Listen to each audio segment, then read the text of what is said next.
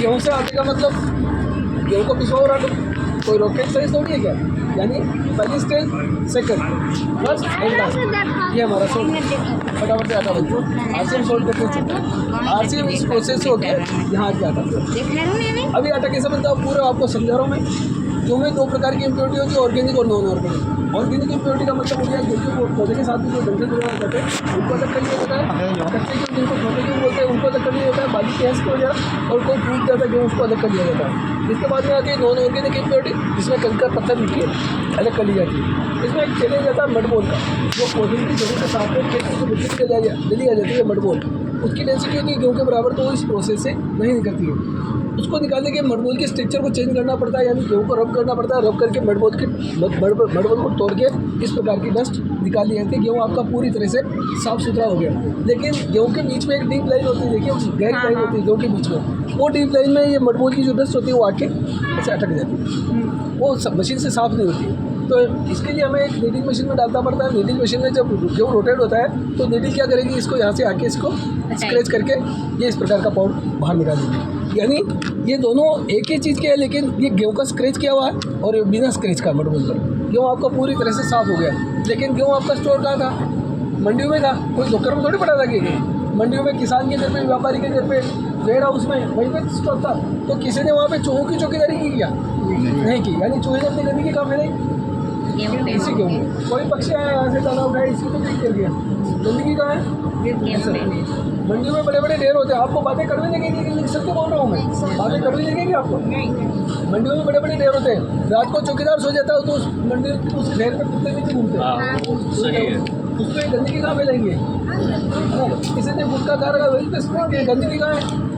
कोई पल्लेदार जाएगा, जूते पहन के जाएगा, जूते खोल के जाएगा, जाएगा तो गली मोहल्ले की गंदगी जूतों में और जूते की गंदगी गेहूं में। इसकी साफ करने की कोई मशीन नहीं है। इस गंदगी को साफ करने की कोई मशीन नहीं है, वर्ल्ड में कहीं नहीं है, हमारे पास भी नहीं है। हमारे पास सिर्फ एक ऑप्शन है, पानी। तो हम गेहूँ को पानी से धो के इसकी गंदगी को साफ करके ड्रेन करके गंदे पानी को निकाल देते हैं। गेहूँ अपने पास साफ सुथरा हो गया। यदि किसी सीड में एक बार पानी लगे तो सीड अपने आप में जर्मिनेशन करता है, यानी अंकुरण करना। कोई भी सीड हो, पानी लगेगा तो क्या करेगा? अंकुरण करेगा।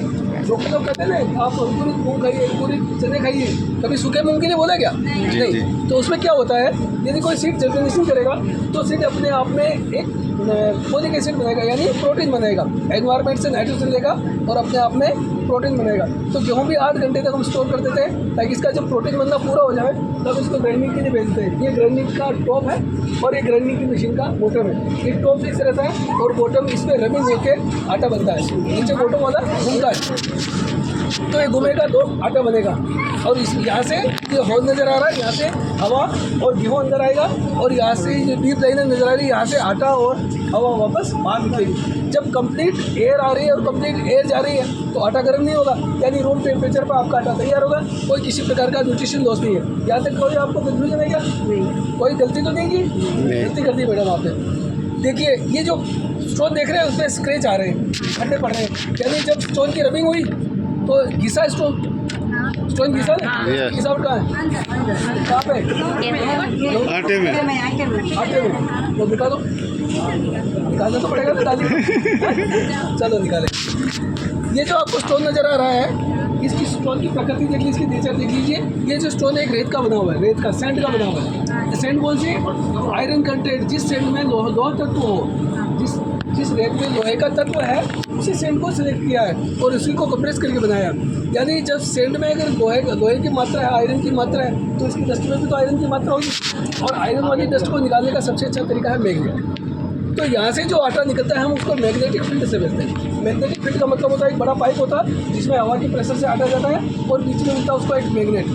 जब हवा के प्रेशर से आटा ऊपर जाएगा, बीच में मैग्नेट मिलेगा। मैग्नेट क्या करेगा? इसकी डस्ट को खींच लेगा, रोक देगा और आटे को फ्री कर देगा। अभी कैसे रोकता है मैं आपको थोड़ा डेमो करके बताता हूँ। मेरे पास छोटा सा मैग्नेट है, मैं इसको कपड़े के कवर पे कर रहा हूँ। ये मैग्नेटिक फील्ड बता रहा हूँ, जैसे अंदर कैसा होता है वो बता रहा हूँ आपको। ये मैग्नेटिक फील्ड बना, यहाँ पे इसमें बड़ा सा मैग्नेट होता है, यहाँ से आटा घूमता हुआ जाएगा।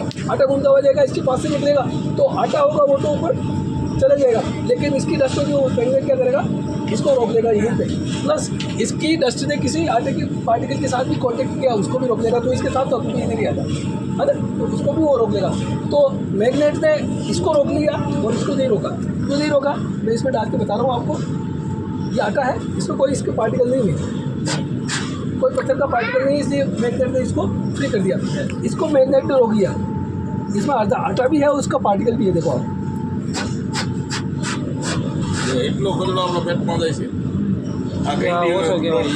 अब देखो मैं इसको मैग्नेट कर रहा हूँ, आटे का पार्टिकल जैसा ही है ये मैंने मैग्नेट हटा दिया। आप देखोगे बिल्कुल आटे जैसा ही।